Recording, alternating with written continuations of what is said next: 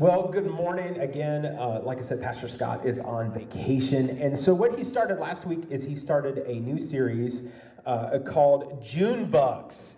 And did anybody like June bugs? That's those bugs that come out right there at the summer. And one of the things that Pastor Scott has mentioned several times from the stage is that how much I love to run. And I do love to run. In fact, I ran 1.5 miles this morning. I was just praying and just getting ready for the day and thinking about it and thinking about what I'm going to bring to you as a message today. But one of the things that happens, like running in the winter, yeah, I got to bundle all up, but I don't have to worry about the bugs. But when I run in the spring and the summer, I got to worry about the bugs. Because just a month ago, I was running down the road and I saw a little fly. I was like, what's that fly doing? And next thing I know, it's in my mouth. You're like trying to breathe and you can't. You got the bug in your mouth. And then like last week, I'm running down the road and I start hearing this buzz. You know that buzz that flies make as they fly next to your ear? Starts flying in. And then I see this black dot about this big and it hits me in the eye. It's like, June bugs.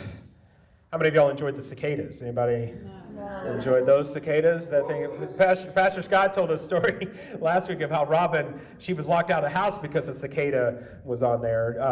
It happened similar. Liz was like, okay, we're never checking the mail again because there was a cicada living right on the latch. But I was running, and it's all these bug stories, now that I think about it, are within about 100 yards of each other. So maybe it's just that one spot. Maybe I need to run a different spot. But I'm running down the road during cicada season. And I'm running down, and I feel something hit me in the chest like a thump. And I'm like, what in the world? And I look down, and there's a cicada on my chest. And I'm like, nope.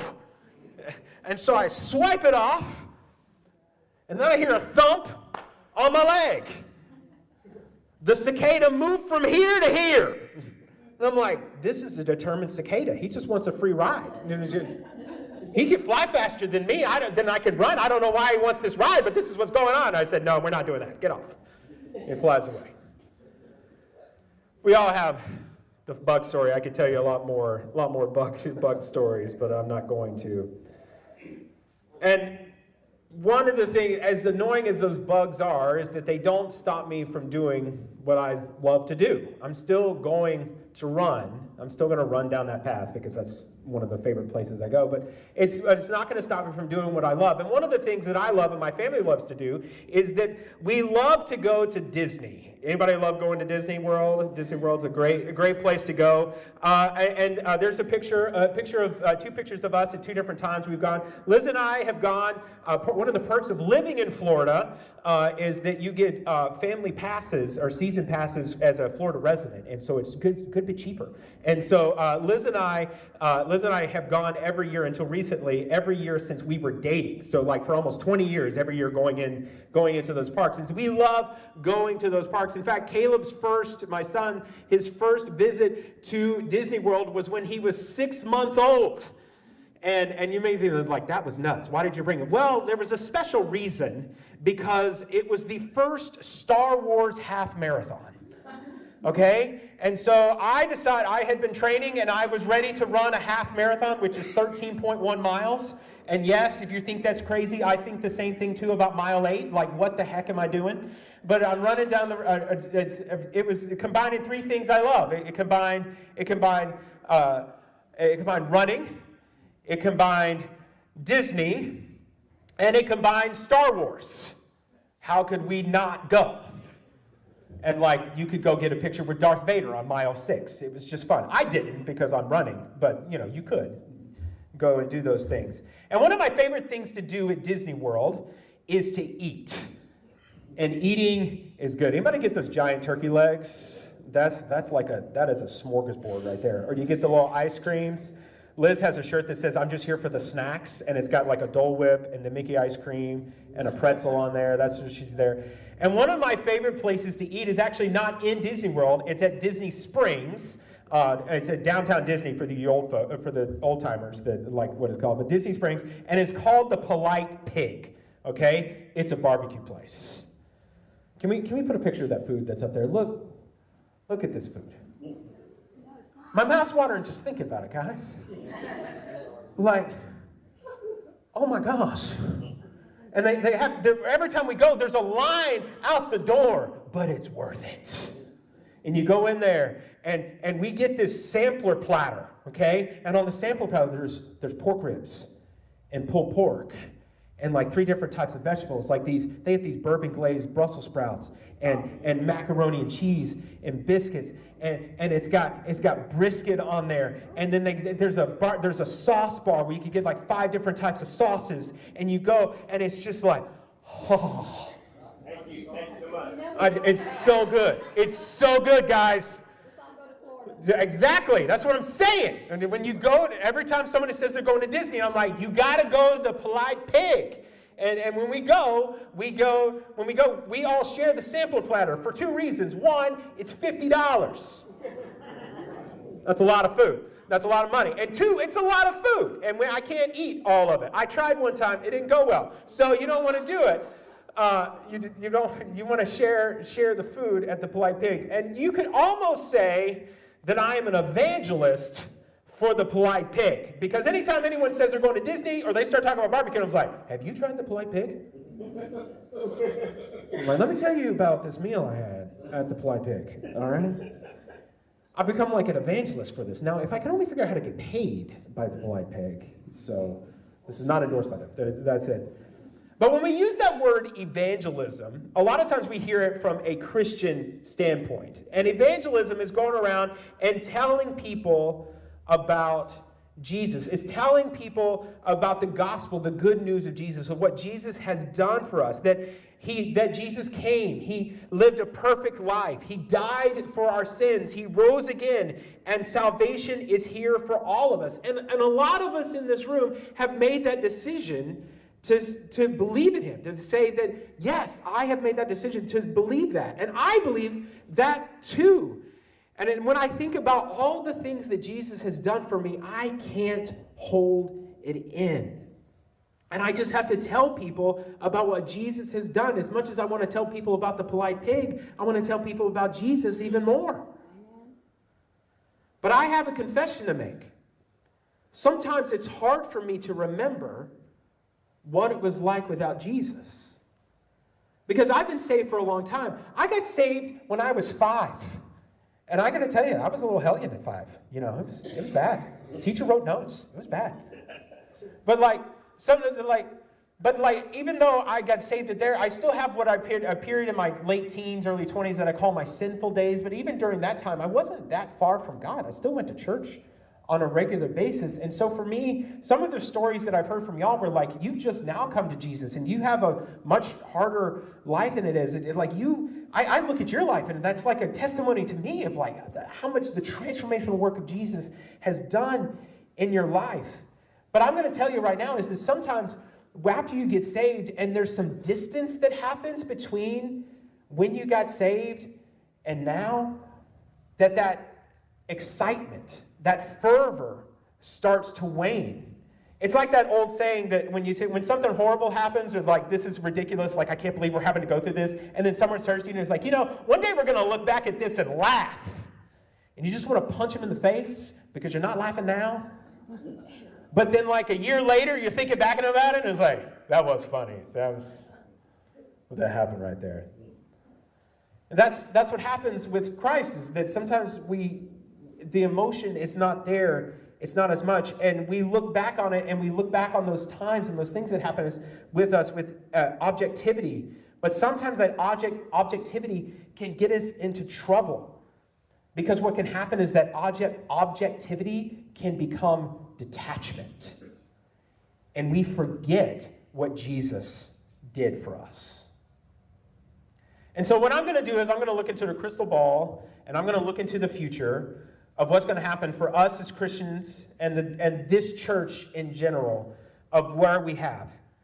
And in my vision, we have 2 paths before us. We have a choice of which way we want to go. We can stay excited about Jesus and keep telling people about him, inviting them to church and our events. But more importantly, we're inviting people into a relationship with Jesus. Or we can turn inward. And our friend circle shrinks to the only people who we know are already Christian. And we only hang out with people who think like us and who act like us. And if you were to ask us, you would say, hey, I talk to non-Christians, I talk to the unsaved all the time. But if you were to actually take stock, that's heavily limited to the cashier at Walmart or the server at Chili's. That's the only two people. And now you just go through self-checkout, so even the cashier at Walmart's out. And so what ends up happening is that we become like this guy, a snooty Christian. Anybody ever met this person before? Several times. You maybe walked into a church, hopefully it wasn't this church, but you walked into a church and they look at you, they look you up and down, and they judge you. They don't know anything about you, but they're like, you have holes in your jeans. What color is your hair? You have a nose ring? How dare you? And what happens is these people, they turn us away from Jesus, but we can become those people. Because these people, they got saved a long time ago. And they hold their beliefs deeply. But they also become more concerned about themselves and their families and what's proper and what you should do and the way you should act. They can't understand how you can come into the Lord's house without wearing your Sunday best, without looking and acting a certain way. And they may not actually ever say anything to you, but you can feel their judgmental stare and make you feel unwelcome about being there. Now, this is not a new phenomenon. Because even Jesus saw this in his day. And so if you have your Bibles, you can open up to Luke chapter 18. I'm going to put it up there on the screen. Luke chapter 18, Jesus tells a parable. And a parable is just a story. It may have been true. It may not have been true. The parable actually starts in verse 9, but I'm going to pick up in verse 10 of the parable. So it's Luke chapter 18, verse 10. And it says, the first verse says, 2 men went up to the temple to pray. One Pharisee and the other a tax collector. Now I'm just going to pause right there. Because for us, it's like, okay, yeah, this is like a Bible story. But like for them, when Jesus was telling this to his followers, to the people in the crowd, they understood the word picture that was happening here. And so I'm going to kind of help you with some cultural context so you understand what he's talking about here. So the temple was like the center of Jewish life. So if you were going to go worship God, you would do it at the temple in Jerusalem. This is the Wailing Wall in Jerusalem. That used to be a much larger building, and everybody multiple times a year who lived in Israel went to this place to worship. They had little synagogues here and there where they read God's word and they worshiped, but the temple, that was where God's presence was. And he says there were 2 men walking up there, one a Pharisee and one a tax collector. Now the Pharisees, if you read through the Gospels, Matthew, Mark, Luke, and John, you hear about these guys a lot. And what happens with the Pharisees, these were the religious rulers. They were the teachers. They were the rabbis. They were right underneath the Romans, and they made sure that everyone followed the law, and they're the ones who taught in the synagogues and made sure everyone's there. But to become a Pharisee, you had to go through a lot of school. You had to pass several tests in order to even be considered to become a Pharisee. From the time they were 5 until they were 20, with several tests along the way, they would have memorized the entire Old Testament, Genesis through Malachi, verbatim. They knew what it said. And they didn't have our fun little chapters and verses before. It was just the book of Exodus. And it was a big, long scroll, and they had to be able to quote it, start to finish. And that was just book 2. They had another 35 books to go through. It was a lot. Not 35, 37. 37 books. There's 39 books in the Old Testament. They had to go through all of those. And then when they were 20, then they were then asked a whole bunch of questions by a Pharisee, by a rabbi, and if the rabbi liked them, and if the rabbi felt they were worthy, then they would say, come, become my disciple, and I will teach you. And then they studied as an apprentice under another Pharisee for 10 years before they were said, okay, now you can go be a Pharisee yourself. So these guys were the most educated. They were the smartest. They were the wisest. They were the people that looked up to. They were the people that everyone looked up to, the people aspired to be. Whenever they had a question about life or God or anything, they went to the Pharisees to get there. But as a result, also these Pharisees, they became puffed up. They became entitled. They became arrogant. They became judgmental. And they made it difficult for other people who weren't like them. So if you read through the Gospels, some famous Pharisees you may have heard about are Nicodemus and Gamaliel and Paul. They were Pharisees. So that's the Pharisees. So then when everyone is like, oh, Pharisee, okay, great. We know who this guy is. And then they say, all right, then a tax collector comes out. And a tax collector, this is not your typical IRS agent, okay? In what they said for the tax collector is the tax collectors were in their own separate category of evil. When you read through the Gospels, they say that Jesus is always hanging out with the sinners and the tax collectors. Like if you were just a liar, that's one thing. Murderer, one thing. But if you were a tax collector, something else. And so the tax collectors were considered the kings of sinners. Because not only did what the tax collectors do is when they would go and charge you tax and say, hey, the tax you owe for the end of this month is $300. It's not actually $300. They would say, no, you actually owe me $500.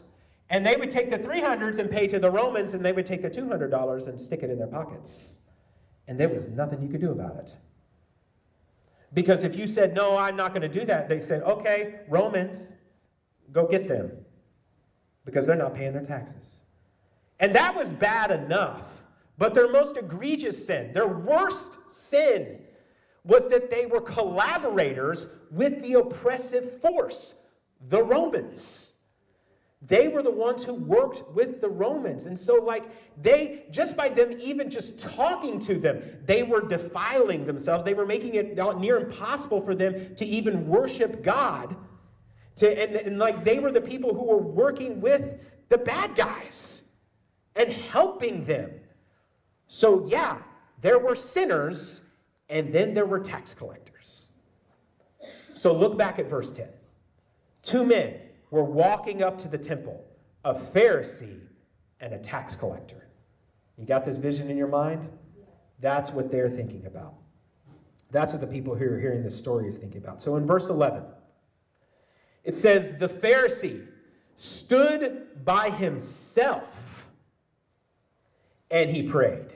So when he says stood by himself, what I imagine is that he walked into the room and made sure everybody could see him and stood over by himself, not away from everyone, but by himself as set apart.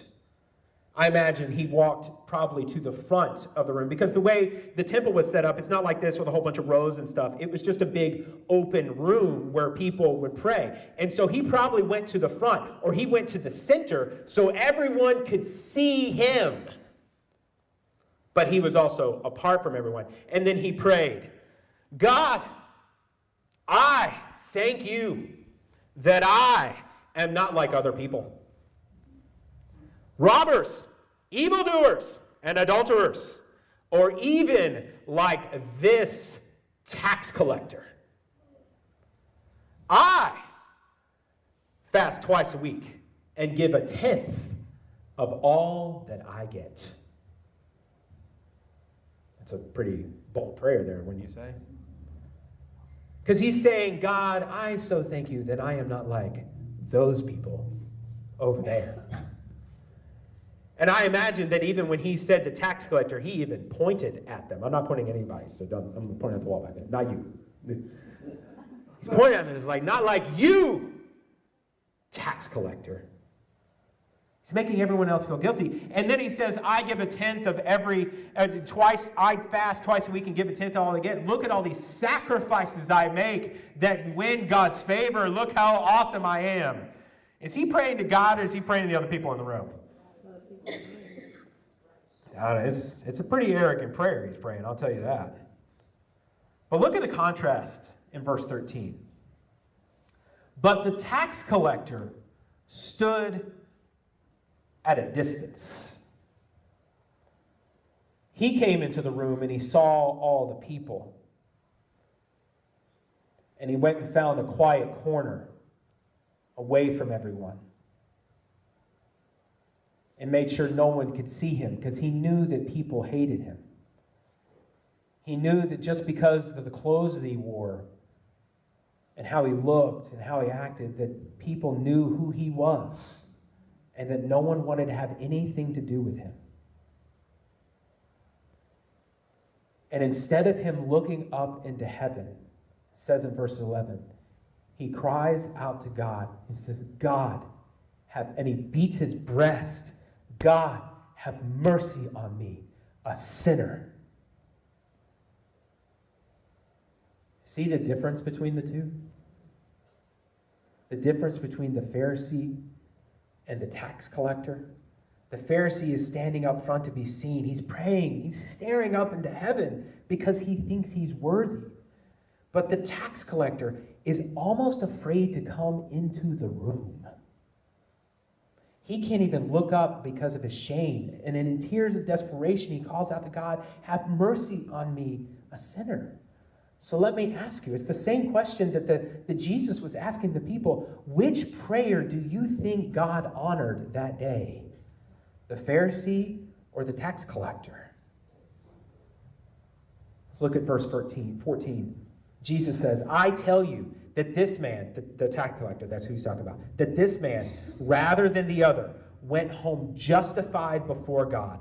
For all those who exalt themselves will be humbled, and those who humble themselves will be exalted. You see, the Pharisee was the snooty Christian of the day. But we all run the risk of becoming like the Pharisee, of becoming the snooty Christian. And I know this because I've seen it. I've done it myself. I made excuses and I told myself that it wasn't my job. I told myself that God made me to teach believers about Jesus, the Bible, and God. I was called to discipleship, not evangelism. That was a gift for someone else. Other people had the gift of evangelism. My job was just they get to hang out with the lost or tell them about Jesus. That was their job. Go get them saved. And then after you get them saved, bring them here. And I'll teach them about Jesus. And I'll teach them about what they believe. They can go hang out with the tax collectors all by themselves over here. And then once you get them saved, I'm going to be over here with the Pharisees where it's comfortable and hang out with them. He says, I believed this way for a long time. And I acted this way. As a pastor, I acted this way. Because, when you're a pastor, if you're not careful, you hang out with Christians all day. Because, a lot of times when y'all meet non-Christian people, or people who are unsaved, it's at your jobs. My job is at a church. I hang out with Christians all day. And so, you got to be intentional about doing these things. And so, I believed this for a long time until I met a man. And one of the jobs of being a pastor is that you have to go visit people in the hospital. And I'll tell you right now, going to visit people is not my favorite thing to do, mainly because, especially when I was in children's ministry, I would have never met this person before. Because usually they were older, they didn't have children, and so if you didn't have kids, I didn't really know who you were. And so I'm going to go meet them in the hospital, and sometimes they were literally on their deathbed. And I'm going to have to go meet them for the very first time and then try to bring some kind of comfort and some kind of hope to their life. It's not an easy conversation, but it's the job. So at the end of a long week, at the end of a long day, right before I headed home, I trudged my way up to the hospital. And I was to visit a longtime member named Charles. He had just received a cancer diagnosis, and he had months to live. And I walked into that room bracing myself for what was going to be a difficult conversation. Now, I did know Charles a little bit. I mainly knew his wife, Sheila. She worked in the food bank, and I ran the food bank, so I kind of knew her, and I knew of Charles, but I hadn't really had any kind of real conversation with him, so it wasn't like walking in cold. And so I go in, and I start to have a conversation with him, and instead of me bringing him hope, instead of me praying for him, he didn't need it. What he started doing is he started telling me about all the people that he's telling about Jesus.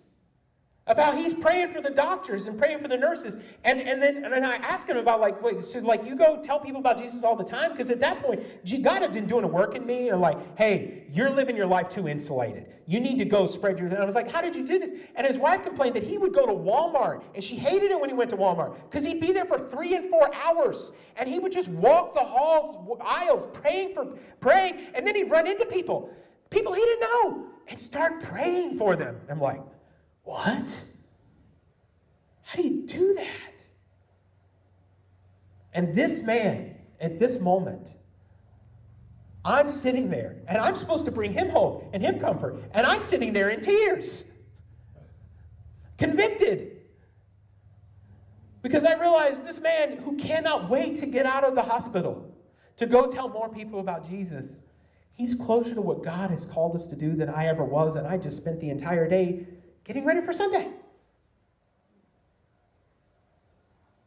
So I went there to serve him, but I left having been served because of what he did, because of the life that he lived. And I realized this one important truth, and this is the idea that I want you to understand today, is that the result of discipleship is evangelism. The more you learn about Jesus, the more you learn about God, the more you're going to want to go tell people about Jesus and what he's done in our lives. You see, what happens is we come to church and we join a life group and we read our Bibles and we pray. And maybe even sometimes we get a wild hair and we take some theology classes. And we want to learn more about the Bible. But if we're not careful, that's all we'll do. And we'll become so full of knowledge, we'll become arrogant. Paul, who I said was a Pharisee, he repented, started following Jesus. He's now a former Pharisee. He said in 1 Corinthians chapter 8, verse 1, he said, "But knowledge puffs up while love builds up." And in this verse, we find the solution to all of this knowledge that we're getting when we come to church, when we come to a life group, when we read our Bibles. We are to love our neighbors as we love ourselves. And what can be more loving than to tell them about the greatest thing that has ever happened to us? Jesus. Tell them about what's happened. That we're believing in Jesus. So what exactly does that look like? Well, what we have to do is we have to be focused and we have to be intentional about keeping our circles wide, our circle of relationships, the people in our lives. Because if you just came to Jesus, if you just accepted Jesus, then there's a lot of people in your life that aren't saved. There's a lot of people who haven't made that decision. But if after you get saved for a while, what ends up happening is that you start doing more church events, you start going to more church, you quit hanging out at the bars, and you quit hanging out at all those other places that you used to hang out at, and now your circle just gets surrounded with Christians. And so what we need to do is we need to make sure that we find ourselves in places where our circles can be wide, where we can hang out with other people that aren't saved. And then when we hang out with those people, we don't hang out with them because they're projects. Anybody ever felt like a project before? That people are just hanging out with you just because they just want you to get saved? And you're like, do you even care about me? Or are you just trying to tell me about Jesus? We need to hang out with them just because we like them. The fact that they don't believe in Jesus, that like we want them to believe in Jesus, but like also like we also like baseball, so we're going to talk about baseball. Or we like whatever you like, and we have common interests, and so we're going to hang out together. We're going to spend time together. And then as a result of that relationship, Jesus comes out because he's the most important thing in your life. He's the thing that has the most importance in your life. And then when they go to choose, they may go choose the things that caused you to stumble, that caused you to sin. They may choose to go drink and go do drugs or go to the things that put you into that temptation, put you in those bad places that you once were. And instead of you saying, and they're like, hey guys, I'm not going to go there. Because that's what you got to do. You don't want to find yourself in that place. Put yourself back into that tempting place, because then what you're doing is you're playing with fire. Don't do that. But when they come in and invite you to those places, you're saying, no, I'm not going to do that. But you know what? I would love for you to come sit with me. Come to this place, to this church. So go invite them to family worship in 2 weeks. Invite them to your life group that we're going to start in a couple months. Invite them to the making bacon game when we go to the, I think we're going to go play pickleball. Invite them to go, we're going to go to Wild Adventures later. Invite them to come to those things. Let them be a part of community. Let them be a part and be around what other Christians are. Because I can tell you that from a lot of people that I've talked to, it wasn't just one person that led you to Christ. It may have been that person that actually made that introduction to you, that you prayed that prayer with them, but there was a lot of other things that happened in your life that led up to that moment. And you can be part of that moment. You can be part of helping them get there. And all you got to do is just say, come sit with me. You see, this is the problem with the snooty Christian. Because the snooty Christian says, you got to get things right first. You got to stop smoking. You got to stop drinking. You got to quit hanging out at all those places. And when you get all that taken care of, then you can come to church. Then you can come to Jesus. But that's not what Jesus talked about. I'm going to invite Josh back up here in just a minute. Because it doesn't matter where you've been. It doesn't matter what you've done. Jesus loved you, and he died for you. He knew what you were going to do before you ever did it. And he still chose to die for you. And he did that for you, and he did that for me, and he did that for everybody in this room. He did that for everybody in this world. But if it was only for you, he still would have done it because you're worth it. Why? So that you can be saved. So that you can live a life that's full of love and acceptance. One that is free of shame and guilt and condemnation. That's what Jesus did for you. He did it because he loves you.